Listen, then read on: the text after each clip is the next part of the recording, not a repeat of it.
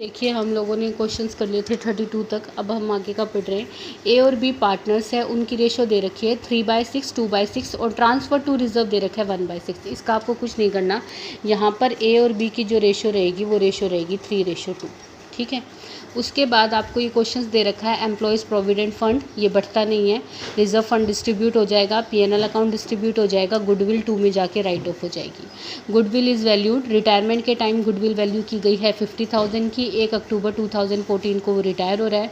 आपको balance sheet दे रखी है 30 सितंबर 2014। तो इसमें डेट का कोई ऐसा सीन नहीं है इसके अंदर कुछ भी। Value of patents increase by 3,000। तो वैल्यू ऑफ पेटेंट्स अगर आपको इंक्रीज़ करने हैं तो किस तरफ आएंगे, रिवैल्यूएशन अकाउंट की बाय साइड। बाय पेटेंट्स करके आपके कितने रुपए आ जाएंगे यहाँ पर, 3,000 रुपीज़।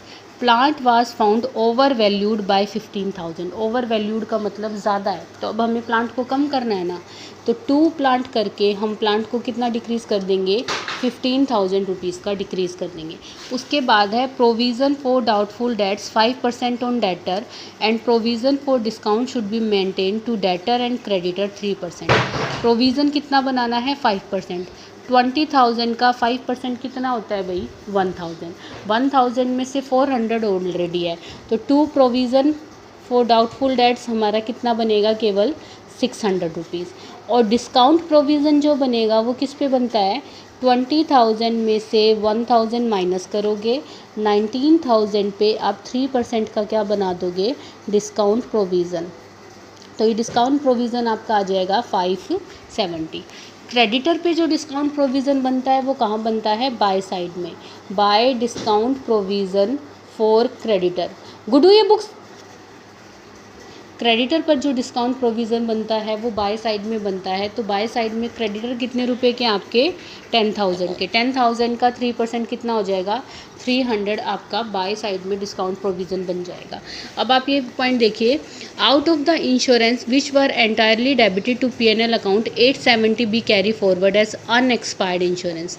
अनएक्सपायर्ड इंश्योरेंस का मतलब होता है आपका जो आपका प्रीपेड इंश्योरेंस होता है, और प्रीपेड इंश्योरेंस हमारी कहा क्या होती है, एसेट्स। तो हम प्रीपेड इंश्योरेंस करके कितने रुपए लिख देंगे यहाँ पर, 870 रुपीज़ लिख देंगे। इन्वेस्टमेंट वैल्यू की गई है कितना, 16,000 और half of the investment were taken by B. Investment books में कितनी है आपकी, 20,000 की, वैल्यू की गई 16,000। तो 2 इन्वेस्टमेंट हमारी कितनी डिक्रीज़ हो गई है, 4,000 से। कोई इन्वेस्टमेंट फ्लक्चुएशन रिजर्व तो है नहीं जो हम उसको कंपनसेट करें। और जो वर्कमैन कंपनसेशन है वो कितना है, 5,000। बुक्स में कोई भी क्लेम नहीं है, तो हमें नया वर्कमैन कंपनसेशन क्लेम बनाना पड़ेगा कितने रुपए का, 5,000 रुपीज़ का। तो ये है आपका क्या, रिवैल्यूएशन अकाउंट। तो रिवैल्यूएशन अकाउंट का टोटल कीजिए, ये टोटल आएगा आपका 25,170 और यहाँ का टोटल आ जाएगा आपका 4,170। तो ये आपका जो बैलेंस बचेगा वो 21,000 का क्या बच जाएगा, लॉस। ठीक है। और ये लॉस किस में बांट दोगे, ए और बी में। कितना, 12,600 और 8,400। ठीक है। अब हम इसके क्या बनाएंगे, कैपिटल अकाउंट। कैपिटल अकाउंट यहाँ पर किसके बनेंगे, ओनली 2, क्योंकि 2 ही पार्टनर हैं।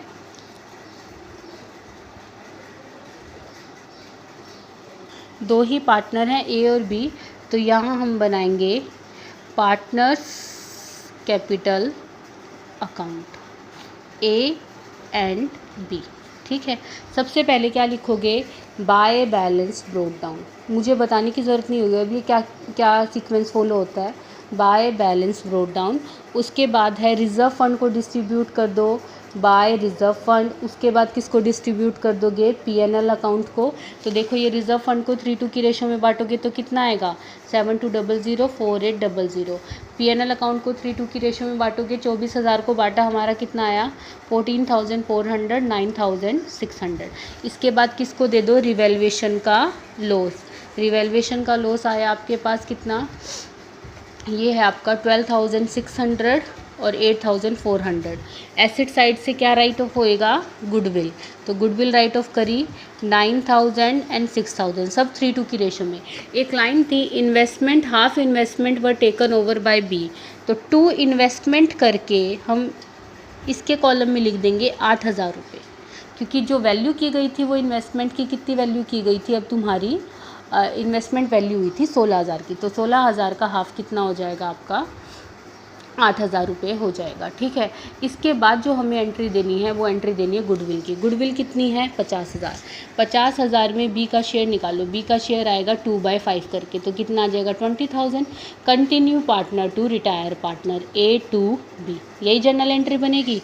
तो इसकी लेज़र पोस्टिंग क्या हो जाएगी 2B करके ए के कॉलम में और बाय ए करके बी के कॉलम में 20,000 रुपीज़। ठीक है, ये था। अब देखो इसकी लास्ट लाइन क्या कह रखी है आपको, B was paid off full, A borrowed the necessary money from bank to security of plant and stock to pay off the B. यानी कि बी को तो पूरी पेमेंट की गई है और बी की पेमेंट के लिए ए ने बैंक से पैसे उधार लिए हैं, बैंक प्लांट और स्टॉक रखकर।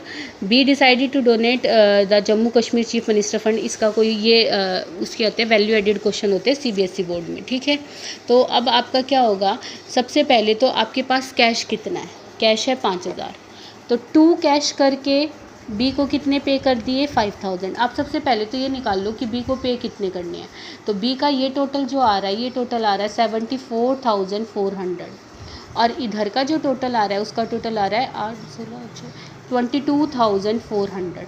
तो हमें जो बी को पे करने हैं वो कितने पे करने हैं 52,000 रुपीज़। ठीक है, बी को जो पे करने हैं वो कितने करने हैं 52,000। 5,000 तो हमारे पास कैश है और बाकी हमने बैंक से क्या लिया है लोन, तो हम तो इसको 2 बैंक करके 47,000 की पेमेंट कर देंगे। जब आप बैलेंस शीट बनाओगे ना तो उस बैलेंस शीट में बैंक लोन दिखा देना कितने रुपए का 47,000 रुपीज़। ठीक है, और कैश दिखाना मत, क्योंकि कैश आपके पास नील हो चुका है और केवल कैरी डाउन किसका आएगा, अब ए का कैरी डाउन आएगा। देखो इसकी बैलेंस शीट अगर मैं बताऊं तो प्रोविडेंट फंड में कोई चेंज नहीं हुआ, एज इट इज़ 18,000 आएगा। रिजर्व फंड डिस्ट्रीब्यूट कर चुके हो, कुछ नहीं आएगा। Creditor 10,000 minus 300 9,700।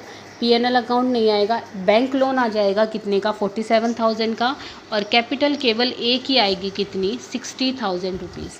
गुडविल ख़त्म हो चुकी, प्लांट को कम कर दो 15,000 से, पेटेंट्स का कोई पेटेंट्स इंक्रीज़ कर दो 3,000 से, stock as it is, investment अब जो बुक्स में रहेगी वो केवल 8,000 की रहेगी क्योंकि 8,000 की किसने ले ली है, बी ने। डेटर में से प्रोविज़न माइनस करो, डिस्काउंट प्रोविज़न माइनस करो और कैश आएगा नहीं। ठीक है, प्रीपेड इंश्योरेंस एक नए आपकी एसेट्स जुड़ जाएगी 870 की। इसके बाद जो क्वेश्चन है वो देखो, ए और बी सी पार्टनर हैं, आपको पार्टनर्स के लोन अकाउंट गिवन है और यहाँ पे गिवन है stock was over valued bye 20,000 तो 2 स्टॉक हो जाएगा। बिल्डिंग अंडर वैल्यूड है तो बाय बिल्डिंग हो जाएगी। डाउटफुल डेट्स इंक्रीज टू 30,000, 30,000 तक बढ़ाना है। हमारे पास ऑलरेडी कितना है 25,000, तो हम 5,000 से उसको और इंक्रीज़ कर देंगे। Old credit balance of creditor 40,000 भी राइट ऑफ, यानी कि राइट ऑफ का मतलब होता है इनको ख़त्म करना है। लाइबिलिटी कम हो रही है तो बाय क्रेडिटर करके हो जाएंगे।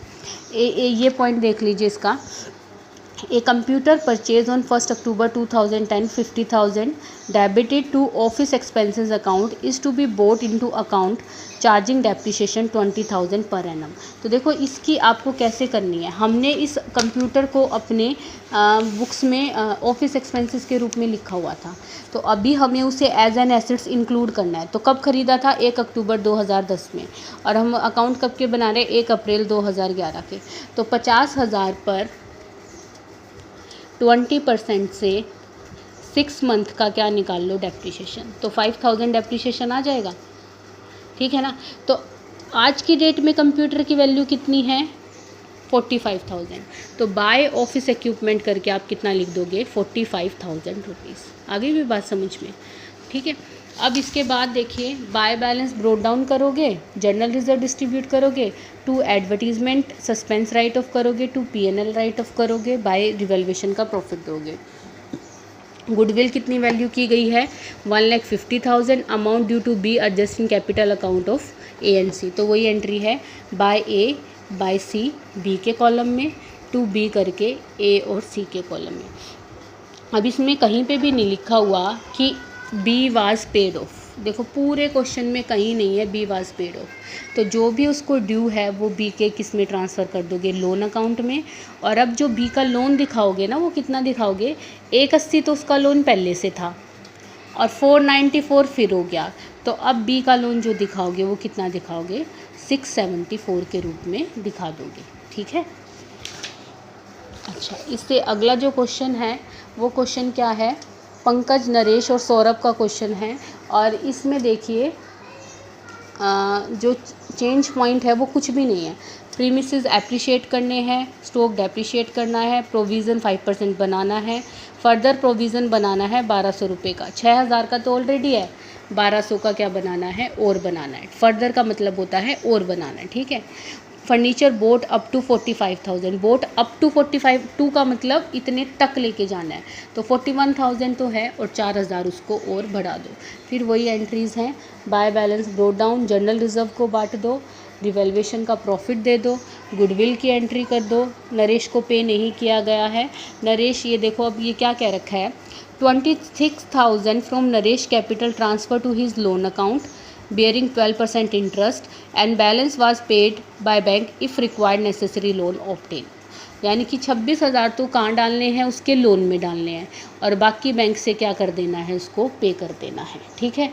तो ये टू नरेश लोन 26,000, बाकी 28,000 की बैंक से लोन पेमेंट कर दो। जबकि इनके पास बैंक कितना है, केवल 7,600। ये पेमेंट कितनी कर रहे हैं, 28,000 की। जो 20,400 का है, इन्होंने ये क्या ले लिया, बैंक का लोन। तो इस बैंक लोन को बैलेंस शीट की लायबिलिटी साइड में आप लोग क्या कर देंगे, शो कर देंगे न्यू बैलेंस शीट में। ठीक है। बस यही है इसका पॉइंट कि बैलेंस शीट में आप इस बैंक लोन को शो कर दो, बाकी सारा सेम है। इसके बाद देखो 36 का देखो, XYZ पार्टनर्स है, रेशो है 532, उनके बैलेंसेस हैं। Y decide to retire, Y ने डिसाइड करा है रिटायर होने का। अब इसमें जो क्वेश्चन है ना, ये देखो, Y सेल्स ही share of goodwill X and Z 8,000 and 4,000। तो इसमें ऑलरेडी तुम्हें कैलकुलेट करके बताया हुआ क्या, X Z to Y। Y ने जो अपना शेयर है वो 8,000 में X को सेल किया है, 4,000 में Z को सेल किया है, तो Y के कॉलम में कितना आएगा, 12,000। तो जो तुम अकाउंट बनाओगे उस अकाउंट में क्या ट्रांसफ़र कर दोगे, by X by Y to Z। यानी कि इसमें कोई तुम्हें अपने आप कैलकुलेट करने की ज़रूरत नहीं है, बाकी पूरा क्वेश्चन आपका सेम है। Y वाज पेड ऑफ, और सिंपल क्वेश्चन है। इसमें क्या कह रखा है, इन्वेस्टमेंट वर सोल्ड 22,000, इन्वेस्टमेंट बेची गई है, थी कितने की, 10,000 की, बेची 12,000 में। तो एक तो इस 12,000 के प्रॉफिट को कहाँ दिखा दोगे, रिवैल्यूएशन में। और एक जब बैलेंस शीट बनाओगे तो उसका जो बैंक बनाओगे ना, उस बैंक में इसको ऐड कर देना। कैसे, देखो ऑलरेडी बैंक कितना है, 25,000, 22,000 की क्या बेची है, इन्वेस्टमेंट, तो कैश कितना आ गया, 47। जबकि जेड को कितना पे करा है आपने, सॉरी वाई को कितना पे करा है, 40,400, यही पे करा है ना, 40,400। तो 6,600 का आपका क्या आ जाएगा, कैश एट बैंक। ये पॉइंट इसके अंदर अलग था, जो भाई सेल किया है वो बैंक में आपको ऐड करके दिखाना है। ठीक है। आज की और एक इस टॉपिक का लास्ट क्वेश्चन है भाई, वो मैं आज ही करा देती हूँ। और दूसरी बात, आप लोगों के एडजस्टमेंट ऑफ कैपिटल, ये टॉपिक अब नहीं रहा है, जहाँ तक अभी हमें पता लगा है तो एडजस्टमेंट ऑफ कैपिटल नहीं रहा है, और एडजस्टमेंट ऑफ कैपिटल आपके एडमिशन से भी हट गया है। ठीक है। तो आपको वहीं तक के क्वेश्चन करने हैं, एडजस्टमेंट से पहले के, वहाँ के मैं करवा चुकी हूँ तो कर लो अपने, और अभी मैं इस टॉपिक को नहीं करवा रही हूँ, एडजस्टमेंट ऑफ कैपिटल। हम जो कल से स्टार्ट करेंगे, या हम स्टार्ट करेंगे बल्कि आज से ही, हम लोग आज जो अपनी क्लास में करेंगे जूम मीटिंग के अंदर, वो हम डेथ ऑफ ए पार्टनर को स्टार्ट करेंगे। ठीक है। तो वो मीटिंग सभी को ज्वाइन करनी ज़रूरी है। अब इसका एक ही लास्ट क्वेश्चन है, इसमें जो पॉइंट चेंज है वो बता देती हूँ। जो हम अपना स्कूल में स्टार्ट करेंगे वो करेंगे आज डेथ ऑफ ए पार्टनर, जो कि टॉपिक आपका नया है, और एडजस्टमेंट ऑफ कैपिटल अब आपको नहीं करना है। ठीक है। तो ये है आपका, इस क्वेश्चन में मुझे नहीं लगता कुछ नया है। जैन, गुप्ता और मलिक 3 पार्टनर दे रखे हैं, ये इनका रिवैल्यूएशन अकाउंट है। Continue partner to pay 16,500 in retirement of Malik to be contributed by continuing partner. नहीं, ये क्वेश्चन भी नहीं करना आप लोगों को, रहने दीजिएगा, क्योंकि इस क्वेश्चन में भी ये कैपिटल को एडजस्ट कर रहे हैं। ठीक है। तो ये क्वेश्चन भी नहीं करना। तो आपको क्वेश्चन करने हैं कहाँ तक, 36 तक, और हम अपनी जो जूम क्लास में करेंगे वो डेथ ऑफ ए पार्टनर करेंगे।